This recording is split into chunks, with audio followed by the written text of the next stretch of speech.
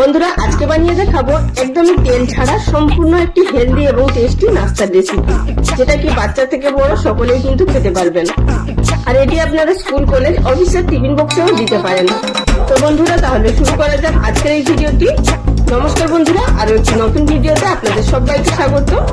সবার প্রথমে এখানে একটি মিক্সিং বোলের মধ্যে নিয়ে নিলাম হাফ কাপ পরিমাণ রাগির আটা। এখন কিন্তু বাজারে একদমই সহজে পাওয়া যাচ্ছে রাগির আটা, আর এটি শরীরের পক্ষে কতটা যে হেলদি আপনারা নিজেরাই জানেন। আপনারা যদি রাগির আটা ব্যবহার করতে না চান, নর্মাল যে আমরা বাড়িতে গমের আটা খাই সেই আটাও কিন্তু ব্যবহার করতে পারেন। তার সঙ্গে দিয়ে দিলাম হাফ কাপ পরিমাণ সুজি, আর দিলাম এখানে হাফ টিস্পুন পরিমাণ মতো নুন বা স্বাদ অনুযায়ী নুন। দিয়ে দিচ্ছি এখন সেই কাপেরই মাপ করে হাফ কাপ পরিমাণ টক দই। অবশ্যই এখানে টক দইটা ব্যবহার করবেন, এতে করে নাস্তাগুলো ভীষণই টেস্ট এবং সফট হবে। তো দিয়ে দিচ্ছি এবার সেই কাপেরই মাপ করে হাফ কাপ পরিমাণ মতো এখানে জল। তবে কিন্তু আমাদের এই জলটাতে হবে না, পরে অল্প অল্প জল দিয়ে একটি মাঝারি ঘনত্বের ব্যাটার তৈরি করে নিতে হবে। সেটা আপনারা কতটা নিচ্ছেন সুজি বা আটা সেই অনুযায়ী আপনাদেরকে বুঝে দিতে হবে। তো বন্ধুরা প্রথমে আমি এই উপকরণগুলোকে মিশিয়ে নিলাম। এবার অল্প অল্প জল দিয়ে একটু মাঝারি ঘনত্বের ব্যাটার তৈরি করে নিতে হবে। আর বন্ধুরা এই নাস্তাটি কিন্তু যেমনই হেলদি, আর খাওয়ার পর কিন্তু পেটটাও অনেকক্ষণ ধরে ভরাই থাকে। আর বন্ধুরা এছাড়াও কিন্তু আপনারা যদি বিভিন্ন ধরনের হেলদি নাস্তার রেসিপি দেখতে চান, চ্যানেলে প্রচুর রেসিপি আপলোড করা আছে, আপনারা চাইলে দেখে নিতে পারেন। আমি কিছু রেসিপির লিঙ্ক ডেসক্রিপশন বক্সে দিয়ে দেবো বা এন্ড স্ক্রিনে দিয়ে দেবো, সেখান থেকেও আপনারা দেখে নিতে পারেন। তো বন্ধুরা আমার এখানে ব্যাটারটা তৈরি করে নেওয়া হয়ে গেছে। এবার এটিকে ঢাকা দিয়ে 10 মিনিট মতো রেস্টে রেখে দেবো, যাতে করে আটা এবং সুজিটা একটু ফুলে যায়। তো দেখতেই পাচ্ছেন এখানে আগের তুলনায় অনেকটাই কিন্তু ঘন হয়ে এসছে। এইরকমই কিন্তু আমাদের ব্যাটারটাকে রাখতে হবে।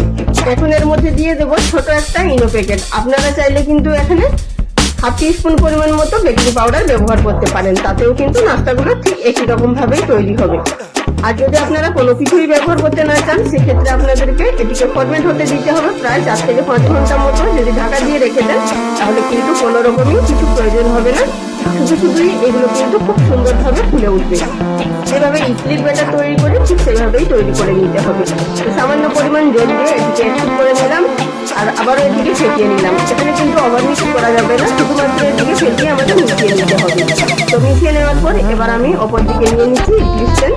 তার মধ্যে আগে থাকতে তেল ব্রাশ করে নিয়েছি। এখানে কিন্তু তেলের নাস্তার জন্য কোনো কিছুরই প্রয়োজন হবে না, শুধুমাত্র এখানে ইডলি স্ট্যান্ডের মধ্যে তেলটাকে আমাদের ব্রাশ করে নিতে হবে, যাতে করে এই ইডলিগুলো অনায়াসে উঠে আসে। এবার আমি এখানে পরিমাণ মতো ব্যাটার দিয়ে এগুলোকে ফিল করে নেব। তো এখানে কিন্তু সম্পূর্ণ ভরা যাবে না, সামান্য একটুখানি করে খালি রাখবেন, যেহেতু এগুলো ফুলে উঠবে।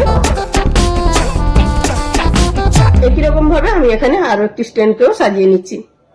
বন্ধুরা ভিডিও চলাকালীন ছোট্ট একটি অনুরোধ, যদি চ্যানেলে কেউ নতুন দর্শক বন্ধু হয়ে থাকেন আর ভিডিওটি দেখার পর যদি আপনাদের ভালো লাগে, চ্যানেলটি সাবস্ক্রাইব করে নেওয়ার অনুরোধ রইল। পাশে থাকা বেল বাটনটি অবশ্যই প্রেস করে রাখবেন, এতে করে পরবর্তী ভিডিও নোটিফিকেশন সবার আগে পেয়ে যাবেন। আর যারা ফেসবুক পেজ থেকে দেখছেন তাদের কাছে রিকোয়েস্ট রইল পেজটি ফলো করে নেওয়ার জন্য। আর যারা অলরেডি এই কাজটা করে ফেলেছেন তাদেরকে অসংখ্য ধন্যবাদ। এবার চলে এসেছি সরাসরি গ্যাস ওভেনে। ইডলি স্ট্যান্ডের মধ্যে পরিমাণ মতো জল দিয়ে, জল ফুটে ওঠার পর এখানে আমাদের ইডলি যে স্ট্যান্ডগুলোকে সাজিয়ে রেখেছিলাম সেগুলোকে এক এক করে দিয়ে দেবো। দিয়ে দেওয়ার পর এটিকে আমাদের হাই ফ্লেমে স্টিম করে নিতে হবে প্রায় 8 থেকে 10 মিনিট মতো। তার মধ্যে কিন্তু খুব সুন্দরভাবে এগুলো সিদ্ধ হয়ে যাবে। তো উপর থেকে ঢাকা চাপা দিয়ে আমি এখানে ফিরে এলাম 8 থেকে 10 মিনিট পর। এবার ঢাকাটা তুলে নেব। তো বন্ধুরা এখানে ঢাকাটা তুলে নিয়েছি, আর দেখতেই পাচ্ছেন এখানে ইডলিগুলো কিন্তু খুব সুন্দরভাবে ফুলে উঠেছে। আর দু একটা ইডলি কিন্তু ফাটতেও শুরু করেছে। উপরটা কিন্তু হালকা হালকা জল জল ভাব থাকবে, তাতে কোনো অসুবিধা নেই। সেটি কিন্তু উপরের যে বাষ্প হয়েছে সেটিরই কিন্তু ভাব। ইডলিগুলোকে হালকা ঠান্ডা করে নেওয়ার পর এভাবে একটি চামচের সাহায্যে আমি এগুলোকে তুলে নিচ্ছি। তো দেখতেই পাচ্ছেন এগুলো অনায়াসে কিন্তু উঠে আসছে, আর কতটা জায়গা হয়েছে। আর এগুলো তুলতে কিন্তু কোনো রকম অসুবিধা হবে না। তো বন্ধুরা এটি দেখতেই পেলেন যে কত কম সময় এবং কত কম উপকরণ দিয়ে এটি তৈরি হয়ে যায় একদম হেলদি এবং টেস্টি নাস্তার রেসিপি, যেটা কি বাড়ির বড় থেকে ছোট সবাই খেতে পারবেন।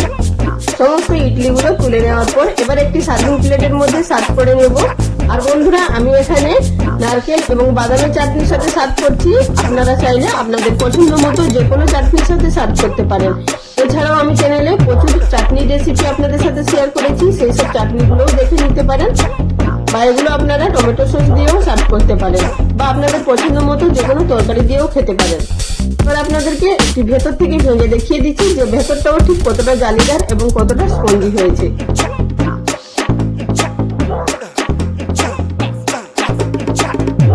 তো বন্ধুরা দেখুন এখানে কতটা জালিদার এবং কতটা স্পঞ্জি হয়েছে, আপনারা নিশ্চয়ই দেখেই বুঝতে পারছেন। তাহলে আর দেরি না করে বাড়িতে ঝটপট বানিয়ে ফেলুন। আজ এই পর্যন্ত, সবাই ভালো থাকবেন, ধন্যবাদ।